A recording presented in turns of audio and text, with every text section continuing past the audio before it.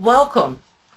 Let's talk about your mindset when it comes to your career. Okay? Let's talk about your mindset when it comes to your career. My mindset is this, that I work for myself. I work for myself. I am my own boss. I have a service. I went to school for years and years and years. I have quite a number of certifications that I basically slaved away time, effort, whatever you can think about it. I have been a student all my life. All my life, I've been a student. Up until a month ago, I still wrote an exam. I have been writing exams, reading, studying, loading and feeding my craft. All my life I've been a student. I would listen to podcasts. I would read any guidance coming out that impacts my work. I would read just about anything.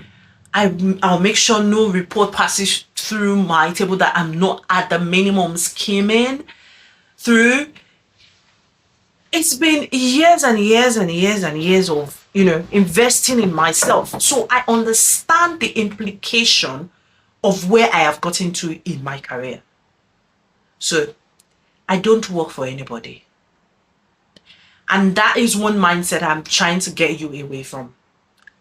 I do not work for anybody. I work for myself. And that is very key. That is very important. When it comes to my career, already Bukola is written on it. Okay, so I work for myself.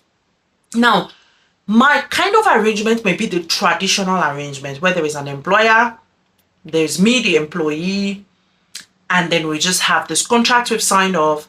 I get to do some hours and everything else you can think about. So there is that in a traditional form.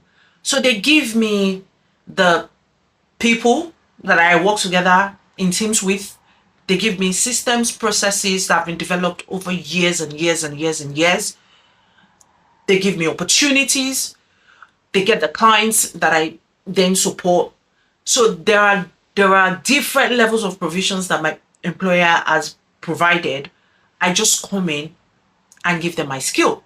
So that is an arrangement. But that does not mean that I'm working for someone, and as such, I should begin to separate myself from my career. Now, there is a level of separation that a lot of people get to in that career that is just so toxic, and it is impacting them as a professional. The reason why I'm making this video and I'm talking to you about this is because it is important, if you want to succeed in your career, to know that you are not working for anybody. The work that you do right now is working more on you than you can ever work on it. You're becoming bigger, better, more abundant, more intelligent, smarter, more coordinated, and you're developing skills like business communication, storytelling, ability to persuade others to act, ability to get through things quite quickly, thinking of pragmatic ways to get through tricky situations. You're thinking about that and many more. And your ability to pull all of that together and be that person who is there to solve important problems is so key and so critical. So your employer has just provided you with opportunities and people and probably a place, a structure for you to go into work. And in my opinion, I feel like they're just very kind. They also provided a situation where you're not just signing a contract to do a piece of work. You can also have the opportunity to continue to grow in grade and cadre and all of that. And so they set expectations for when you are expected to go from one level to another level and another level. And the reason why they do that is such that you can continue to develop yourself and can possibly have this, clear expectation of when you expect to rise to the top of your career. Aside that, you become more valuable even in the market. So it's just very important that you have this mindset that you are working for yourself. Look, your rising to the top is on a geometric progression as long as you continue to work on yourself. And by working on yourself, you cannot work on yourself in isolation. You have to be working on multiple complex projects that you've never done before for you to begin to build those skills you never had before. There is nothing phenomenal about something you have done before. So you need to keep looking for opportunities to do new things. Exploration is very important. So usually when I mentor people, I coach people, and they're telling me about, oh, their employer wants them to do 1,001 thing. I get it. If they're trying to break your back, you shouldn't take that. But if it's just for you to be able to do multiple things at the same time and be able to see things from different perspectives, then your work works on you perfectly. Okay? So me personally, when I dress up to go to work, I am the one going to soak. I'm a sponge. I'm the one going to soak up everything everybody knows. When I see a new person as my leader or someone joins my team, no matter your level even, all I'm thinking about is, what does this person know that I don't know, and how can I soak it up? That's what I'm thinking.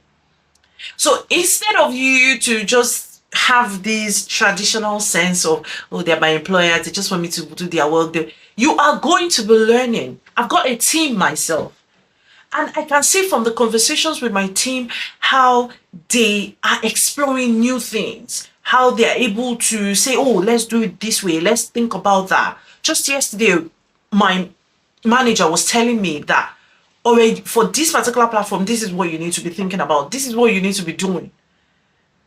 In that case, I am learning, they are learning, because they've been able to persuade me to do something different than I used to do. So you need to understand that from an employee-employer situation, that when you do different pieces of work, it's not that someone is trying to get, in the moment it may look like, oh, I'm working for some people and they're getting so much more pay and I'm just getting crumbs. But that piece of work, if you take that skill you've learned from doing that piece of work outside, you're going to be paid more for it. And I'm not against you finding more opportunities outside of your current workplace. I'm just saying that your employer is not the enemy. As long as you're getting opportunities to continue to be the best of yourself, your employer is not the enemy. It's like, and this is how I see it. The day you drop your notice and you walk out the door, let's say the final day, you drop your notice, you walk out the door, everything you know how to do has gone with you. You're not going to open your brain and drop some of the skills for them just because you got those skills while working with them. That's something nobody can take away from you. That's why your work works on you. So having that at the back of your mind, you're not working for anybody, you're working for yourself. So instead of you complaining, this work is this work is that, obviously take care of your health and make sure that you're doing the right level of work for you that you can manage. Everybody's threshold for pain and threshold for these things are different. So make sure nobody is breaking your back for you. But also make sure that you are getting the right exposure and visibility and opportunities and career enhancing roles that can help you reach the top. You need that. But look, the career enhancing roles you will get that will help you break the ceiling, it's not going to be easy. It's not going to be easy. So you're not working for anybody, okay? Your job is your gig. You know how in the creator economy, everybody talks about gig, this, I got that gig, I got this gig. My job is my biggest gig. I'm telling you, my job is my biggest gig. I don't even know I don't know. But my job is my biggest gig. So when I hear people say, oh, I got this gig, I'm like, oh, fine. At the end of the month, I get paid for my own recurring gig. So don't think that I need to jump off my traditional 9 to 5 and go do something just because, oh, some people are getting some gigs outside. So focus. Okay? You're picking up marketable skills every day. You're picking up marketable skills every single day. And I want you to have that at the back of your mind. You're picking up marketable skills every day. So you should continue to focus on what you're getting rather than what someone is telling you. All right? So show up every day to work. That's what I want you to do. Show up every single day to work with that mindset of, look, what am I learning today? What is new today? what is going on today? What do I need to be part of today? What do I need to volunteer for today? Show up with that mindset of how do I develop myself? How do I become better? Rather than thinking that your employer is just using you, that word they're using me, except you're doing a piece of work you should not be doing. And that's why I coach, I mentor, and part of the things I say to my mentees is this: not every piece of work out there is for you. There are some pieces of work you should not be doing. You should not be seen doing it. If you can delegate it, if you can automate it, if you can extremely eliminate it, don't do it. Focus on the strategic things that you should be doing. And I've talked about it. I've made videos about what strategy looks like for you, what strategic tasks look like for you. If you don't know what you want, if you don't have a conviction, you don't know your why, you don't know why you're doing the work you're doing, people will just dump tasks on you and you keep doing those tasks. But if you know what you are supposed to be doing, you understand your why, you know where you're going, people won't just dump tasks on you, because you will go and ask for the things you want, and there is a high chance you will get what you want, because you are probably the only one on your team asking for some type of opportunities.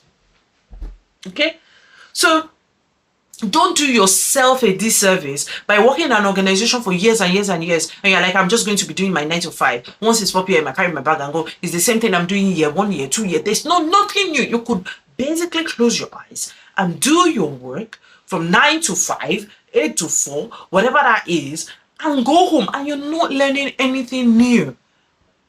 If that is what's going on, then we need to be thinking about that, because that is clearly unsustainable, and you're not preparing for the future, and you're not building the skills for the future. So there has to be something that keeps you going, that gives you that dopamine rush. There has to be that thing that you're so happy that you solved. There has to be something new from time to time on your work. Okay, so that is a phenomenal mindset that I want you to have. That you are a boss of your own, you are a boss of your service, and you're being paid for the service that you deliver. Obviously, the range is traditional, but that does not stop the fact that you're your own boss.